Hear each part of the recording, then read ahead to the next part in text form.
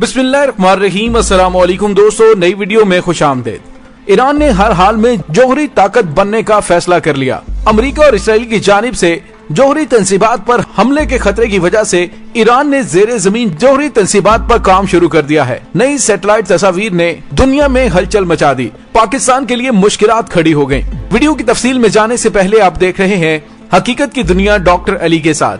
हमारा channel subscribe करके घंटी के निशान को दबाना मत भूलिएगा। इस वीडियो को ज्यादा से ज्यादा फेसबुक, व्हाट्सएप और सोशल मीडिया पर शेयर जरूर करें। शेयर और लाइक करने के साथ साथ कमेंट बॉक्स में पाक फौज जिंदाबाद, पाकिस्तान पाइंदाबाद और पाकिस्तान के गुमनाम हीरोज को सलाम का नारा कमेंट जरूर कीजिएगा। दोस्तों, इस वक्त अमेरिका समेत दुनिया की आलमी ताकतें इस कोशिश में लगी हुई हैं कि किसी न किसी तरीके से ईरान को जौहरी बॉम्ब बनाने से रोका जाए।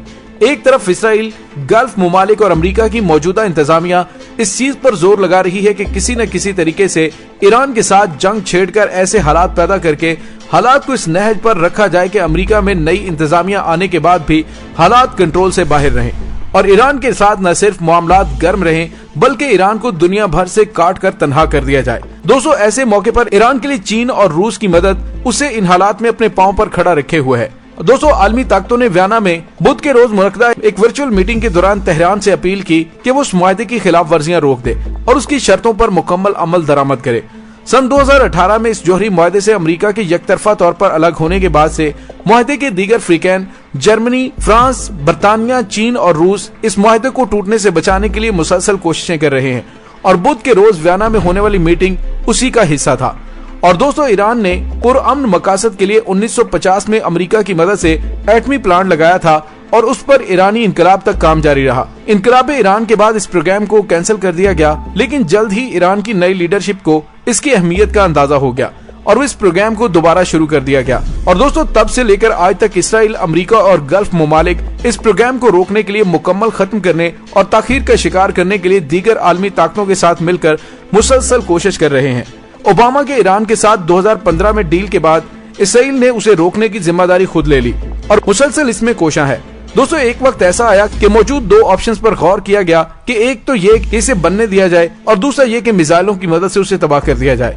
लेकिन इस सूरत में खित्ते में जंग छिड़ने की सूरत में गल्फ मुमालिक और इसराइल को डायरेक्ट नुकसान पहुंचने का खतरा है और पूरा खित्ता जंग की लपेट में आ जाने का खतरा है। दोस्तों, हाल ही में हमने देखा कि इसराइल ने ईरान में कई धमाके, टारगेट किलिंग और सोफिस्टिकेटेड वारफेयर इलेक्ट्रॉनिक कैपेबिलिटीज इस्तेमाल करके ईरान को नुकसान पहुंचाया। लेकिन इस सारी सूरत हाल ने पाकिस्तान को भी मुश्किल में मुब्तला कर दिया है। दोस्तों, एक तरफ इसराइल और गल्फ मुमालिक का ब्लॉक ईरान के खिलाफ तैयार हो चुका है, जिसमें अगर पाकिस्तान उसकी ईरान के खिलाफ मदद नहीं करता तो पाकिस्तान मुश्किल में फंसता है।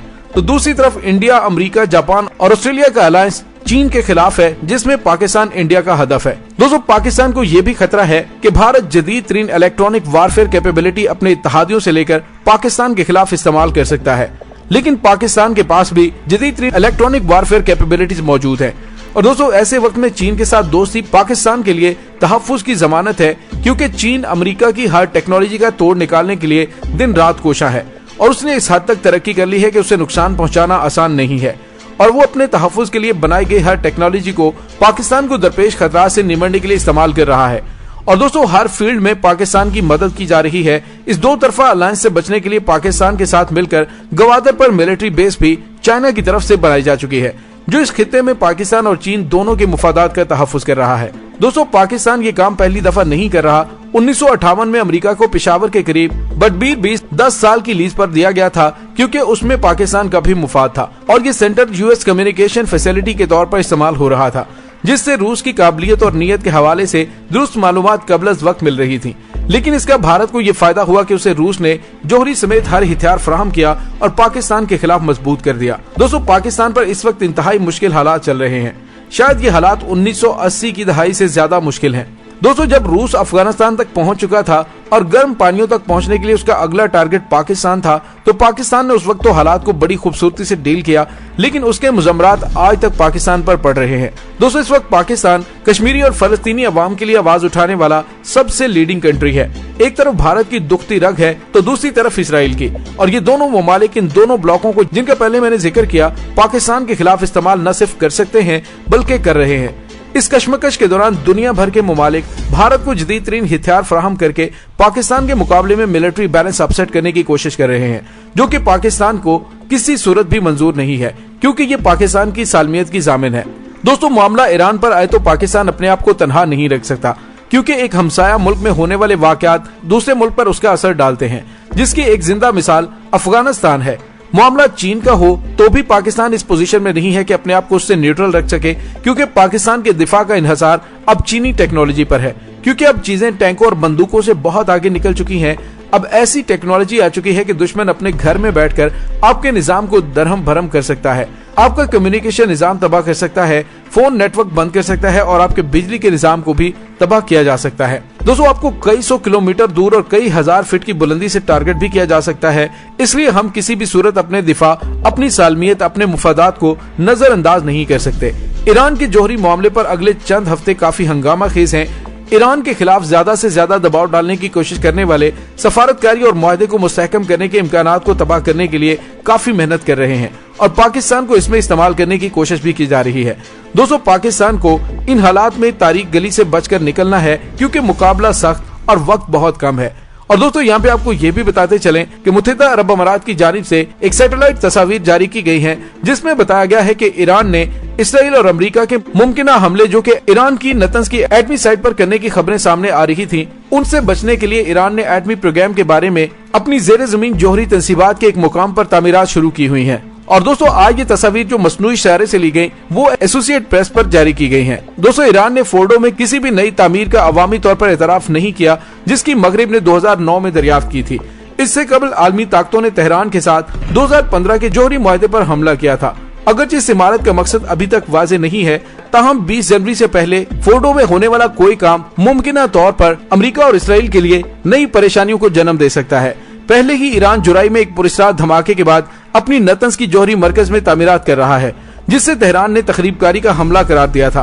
और दोस्तों, यहाँ पे आपको ये भी बताते चलें कि ईरान ने हर हाल में जोहरी ताकत बनने का फैसला कर लिया है, उसके लिए चाहे कोई भी कीमत क्यों न चुकानी पड़े। और दोस्तों, यहाँ पे आपको ये भी बताते चलें कि ईरान के रहबर आला आयतुल्लाह सैयद अली खामनाई के बारे में सेहत के हवाले से जो खबरें मीडिया पर गर्दिश कर रही थीं, उनको ईरान की जानिब से डिसइंफॉर्मेशन करार दिया गया है। रहबर आला आयतुल्लाह सैयद अली खामनाई ने वाज़ेह तौर पर अमेरिका और इसराइल को पैगाम देते हुए कहा है कि हम जनरल कासिम सलमानी की शहादत को और अजीम साइंसदान मोहसिन फखरीजादा की शहादत को नहीं भूले। हम हर सूरत उनकी शहादत का बदला लेंगे। दुश्मन किसी भूल में मत रहे कि हम वो शहादतें भूल चुके हैं। दोस्तों, दूसरी जानिब ईरान के जोहरी प्रोग्राम से मुंसलिक अक़वाम मुत्तहिदा के वियना हेडक्वार्टर में ईरान के मुस्तकिल मंदूब काजिम गरीबाबादी ने कहा है कि जोहरी तवानाई की आलमी एजेंसी IAEA का काम सिर्फ ये है कि वो जोहरी सरगर्मियों पर निगरानी रखे और इस सिलसिले में हकाइक पर मबनी अपनी ताज़ा तरीन रिपोर्ट्स पेश करे, मगर ये मसले के जामे एटमी मुआहदे पर किसी शक्ल में भी अमल किया जाएगा। इस बात का जायजा लेना एजेंसी के फराइज में शामिल नहीं है, इसलिए इससे एजेंसी को परहेज करना होगा। उन्होंने कहा कि IAEA जोहरी मुज़ाकरात के वक्त अपना किरदार अदा कर चुकी है और मुआहदे के तहत तमाम फरीकों और एजेंसी के फराइज को शफाफ तौर पर मकतूब करके उन पर इत्तफाक हो चुका है और अब उनके बाद मुआहदे के हर फरीक को ये मालूम है कि इस मुआहदे के तहत किन फराइज पर अमल दरामद करना है। उन्होंने एक बार फिर वाज़ेह किया कि जामे एटमी मुआहदे के हवाले से फिर दोबारा किसी किस्म के कोई मुज़ाकरात नहीं होंगे और इसको मुकम्मल तौर पर दोबारा मरहला अमल तक लाने और रिन्यू करने के लिए किसी किस्म के नए मुज़ाकरात या मुआहदे की कोई जरूरत नहीं है। उन्होंने कहा कि अगर ईरान पर पाबंदियां ना हटाई गई तो ईरान जोहरी बम भी बनाएगा और अपने तहफ़्फ़ुज़ पर किसी किस्म का कोई कंप्रोमाइज नहीं किया जाएगा। दोस्तों, बदलते हुए हालात खित्ते के अंदर एक बड़ी जंग की तरफ इशारे दे रही है। अगर अमेरिका या इसराइल की जानिब से 20 फरवरी से पहले कोई ऐसा इंतहाई कदम उठा दिया गया तो उसके बाद ना खत्म होने वाली जंग खित्ते के अंदर शुरू हो सकती है और उसके असरात न सिर्फ खित्ते पर बल्कि खित्ते से बाहर दीगर दुनिया पर भी पड़ेंगे। दोस्तों, इसके साथ ही डॉक्टर अली को इजाजत दीजिए। इंशाल्लाह बहुत जल्द मिलते हैं एक नई वीडियो में। तब तक के लिए अपना बहुत सारा ख्याल रखिएगा। पाक फौज जिंदाबाद, पाकिस्तान पाइंदाबाद, पाकिस्तान के गुमनाम हीरोज को सलाम। अल्लाह वारिस।